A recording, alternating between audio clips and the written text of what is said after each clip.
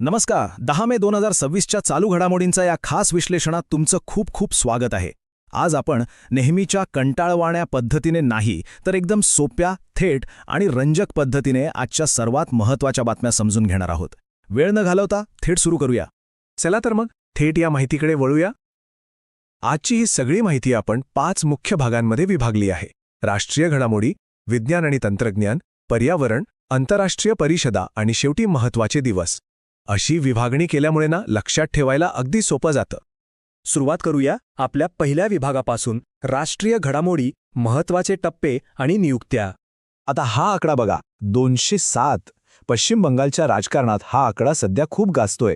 9 मे 2026 रोजी सुवेंदू अधिकारी यांनी पश्चिम बंगालचे पहिले भाजप मुख्यमंत्री म्हणून शपथ घेतली. विधानसभेच्या एकूण 294 जागांपैकी तब्बल 207 जागा जिंकून त्यांच्या पक्षाने हे स्पष्ट बहुमत मिळवलं आहे. राजकारणाच्या दृष्टिकोनातून ही खरोखरच एक मोठी घडामोड आहे. प्रशासकीय पातळीवर बोलायचं झालं तर आणखी एक मोठी नियुक्ती झाली आहे. शशी शेखर वेंपती आता CBFC म्हणजेच केंद्रीय चित्रपट प्रमाणन मंडळाचे नवीन अध्यक्ष बनले आहेत. मनोरंजन आणि चित्रपट क्षेत्राच्या दृष्टीने ही देशातील एक अत्यंत महत्त्वाची जबाबदारी मानली जाते. पुढे पाहूया सीमा रस्ते संघटना म्हणजेच BRO. त्यांच्या प्रोजेक्ट दीपकचं मुख्यालय शिमला इथे आहे. आता हा प्रकल्प इतका महत्त्वाचा का आहे? कारण पश्चिम हिमालयासारख्या दुर्गम भागात मोक्याचे रस्ते बांधणं आणि त्यांची देखभाल करणं हे यांचं मुख्य काम आहे. लष्कराला वेळेवर रसद पोहोचवण्यासाठी आणि आपत्कालीन स्थितीत मदत करण्यासाठी हा प्रकल्प अगदी कळीची भूमिका बजावतो. इथून आपण पुढे जाऊया आपल्या दुसऱ्या विभागाकडे, विज्ञान आणि तंत्रज्ञान, नवीन शिखरे सर करताना. या क्षेत्रात स्कायरोट एरोस्पेसचा प्रवास पाहणं खरोखरच थक्क करणार आहे. विचार करा, 2018 मध्ये इस्रोच्या माजी शास्त्रज्ञांनी पवनकुमार चंदना आणि नागा भारत डाका यांनी ही कंपनी सुरू केली. अवघ्या 4 वर्षात म्हणजे 2022 मध्ये त्यांनी विक्रम S या पहिल्या खासगी रॉकेटचं यशस्वी प्रक्षेपण करून इतिहास रचला. आणि आता 2026 मध्ये ते त्यांच्या विक्रम 1 या ऑर्बिटल लॉन्च व्हेइकलच्या प्रक्षेपणासाठी पूर्णपणे सज्ज आहेत. आणि याच कंपनीबद्दल एक जबरदस्त बातमी म्हणजे स्कायरोट आता भारताची पहिली स्पेसटेक युनिकॉर्न बनली आहे. युनिकॉर्न म्हणजे काय? तर अशी खासगी कंपनी जिचं मूल्य तब्बल $1 अब्ज पेक्षा जास्त आहे. मे 2026 मध्ये $60 मिलियन नवीन निधी मिळाल्यामुळे त्यांचं एकूण मूल्य आता $1.1 अब्जच्याही पुढे गेलं आहे. आहे की नाही कमाल?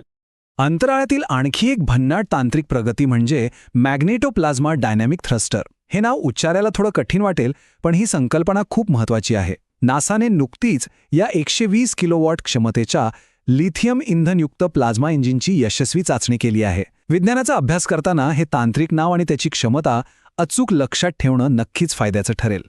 आता आरोग्याशी संबंधित एका मोठ्या जागतिक अपडेटकडे वळूया. जागतिक आरोग्य संघटना म्हणजेच WHO सध्या MV हुंडियस नावाच्या एका क्रूझ जहाजावरील हॅन्टाव्हायरसच्या प्रादुर्भावाची अतिशय बारकाईने चौकशी करत आहे. या घटनेच्या निमित्ताने एक गोष्ट नक्की लक्षात ठेवा की या संस्थेचं नेतृत्व सध्या महासंचालक टेड्रोस अढानोम करत आहेत आणि उपमहासंचालक सौम्या स्वामीनाथन आणि मुख्य शास्त्रज्ञ जेरेमी फरार हे देखील या महत्त्वाच्या तपासात त्यांच्यासोबत आहेत. विज्ञानानंतर आता वेळ आहे पर्यावरण आणि संवर्धन या आपल्या अत्यंत जिव्हाळ्याच्या विषयाकडे वळण्याची. तुम्हाला माहीत आहे का, वाघ, सिंह, बिबट्या, हिमबिबट्या, चित्ता, जॅग्वार आणि प्युमा या 7 प्रमुख मोठ्या मांजरींच्या प्रजातींना वाचवण्यासाठी आंतरराष्ट्रीय बिग कॅट अलायन्स म्हणजेच IBCA ची स्थापना करण्यात आली आहे. आणि सर्वांत विशेष गोष्ट म्हणजे या अलायन्सची पहिलीच शिखर परिषद 1 आणि 2 जून 2026 रोजी आपल्या नवी दिल्लीत आयोजित केली जाणार आहे. प्राण्यांच्या संवर्धनाच्या बाबतीत राजस्थान राज्यानेही एक अतिशय महत्त्वाचं पाऊल उचललं आहे. त्यांनी दुर्मिळ वन्य मांजराच्या प्रजातीला वाचवण्यासाठी प्रोजेक्ट कॅरॅकल सुरू केला आहे. याचा मुख्य हेतू हाच आहे की या प्रजातीची संख्या आणि त्यांच्या वागणुकीचा अभ्यास करून त्यांना वाचवण्यासाठी एक ठोस वैज्ञानिक आराखडा तयार करणे. पर्यावरणाबद्दल जागरूकता निर्माण करण्यात शिक्षकांचा वाटा किती मोठा असतो हे तर आपण जाणतोच. आणि याचंच एक उत्तम उदाहरण म्हणजे सोमा मंडल. हवामान बदलावर लक्ष केंद्रित करणारा अभ्यासक्रम तयार केल्याबद्दल आणि मुलांना प्रत्यक्ष कृती करण्यासाठी प्रोत्साहित केल्याबद्दल त्यांना केम्ब्रिज डेडिकेटेड टीचर अवॉर्ड 2026च्या दक्षिण आशिया विभागाचे विजेतेपद मिळालं आहे. हा खरोखरच एक मोठा सन्मान आहे. चला आता आपला मोर्चा वळवूया आंतरराष्ट्रीय घडामोडी, क्रीडा आणि महत्त्वाच्या शिखर परिषदा या पुढच्या विभागाकडे. आणि हे बघा, आगामी काळात काही अतिशय महत्त्वाच्या परिषदा पार पडणार आहेत. हे एका दृष्टिक्षेपात लक्षात ठेवायला अगदी सोपं आहे. 52वी G7 शिखर परिषद फ्रान्समध्ये होणार आहे.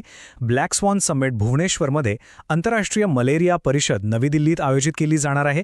आणि आपल्या महाराष्ट्रासाठी महत्त्वाची बातमी म्हणजे साताऱ्यामध्ये 99वे मराठी साहित्य संमेलन होणार आहे. अर्थव्यवस्थेच्या बाबतीत बोलायचं तर एक खूपच सकारात्मक बातमी आहे. जागतिक स्थलांतर अहवाल 2026 नुसार 2024 या वर्षात भारताला जगात सर्वाधिक परकीय चलन, ज्याला आपण रेमिटन्स म्हणतो, ते प्राप्त झालं आहे. विचार करा, परदेशात काम करणाऱ्या आपल्या भारतीय बांधवांचं आपल्या देशाच्या अर्थव्यवस्थेत किती मोठं आणि महत्त्वाचं योगदान आहे. आता ही पुढची बातमी ऐकून तुम्हाला नक्कीच अभिमान वाटेल. अंदमान आणि निकोबार बेटांजवळील स्वराज्य द्वीप, ज्याला हॅवलॉक बेट म्हणूनही ओळखतात, तिथे चक्क पाण्याखाली देशाचा सर्वात मोठा राष्ट्रध्वज फडकवण्यात आला आहे. 60 बाय 40 मीटर असा प्रचंड मोठा हा ध्वज होता आणि या अफाट कामगिरीमुळे थेट गिनीज वर्ल्ड रेकॉर्डमध्ये याची नोंद झाली आहे. क्रीडा जगतातूनही एक मोठी बातमी आहे. 22व्या राष्ट्रकुल टेबल टेनिस चॅम्पियनशिपचं आयोजन आता आपल्या भारतात होणार आहे. आणि या अतिशय प्रतिष्ठेच्या आंतरराष्ट्रीय स्पर्धेचे यजमानपद नवी दिल्लीला मिळालं आहे. क्रीडाप्रेमींसाठी ही नक्कीच एक पर्वणी असणार आहे. आणि आता आपण आलो आहोत आजच्या विश्लेषणाच्या अगदी शेवटच्या टप्प्यात. महत्त्वाचे दिवस एप्रिल आणि मे. स्पर्धा परीक्षांच्या दृष्टीनं एप्रिल महिन्यातील हे काही अतिशय महत्त्वाचे दिवस डोळ्यात अगदी साठवून ठेवा. 7 एप्रिलला जागतिक आरोग्य दिवस, 14 एप्रिलला डॉक्टर बाबासाहेब आंबेडकर जयंती, 22 एप्रिलला जागतिक पृथ्वी दिवस आणि 24 एप्रिलला राष्ट्रीय पंचायतीराज दिवस असतो. ऐन वेळेला झटपट उजळणी करण्यासाठी ही माहिती एकदम परफेक्ट आहे. त्याचप्रमाणे मे महिन्यातील या तारखाही खूप महत्त्वाच्या आहेत. 1 मे रोजी आंतरराष्ट्रीय कामगार दिवस आणि अर्थातच आपला महाराष्ट्र दिन असतो.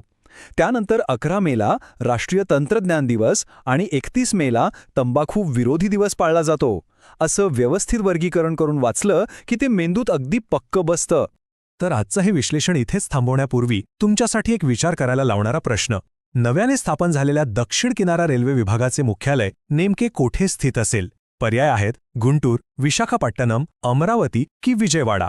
थोडा विचार करा, शोधा आणि या प्रश्नाचं अचूक उत्तर मिळवण्याचा नक्की प्रयत्न करा. आजच्या विश्लेषणात एवढंच. पुन्हा भेटूया अशाच रंजक आणि माहितीपूर्ण घडामोडींसह. तोपर्यंत शिकत रहा.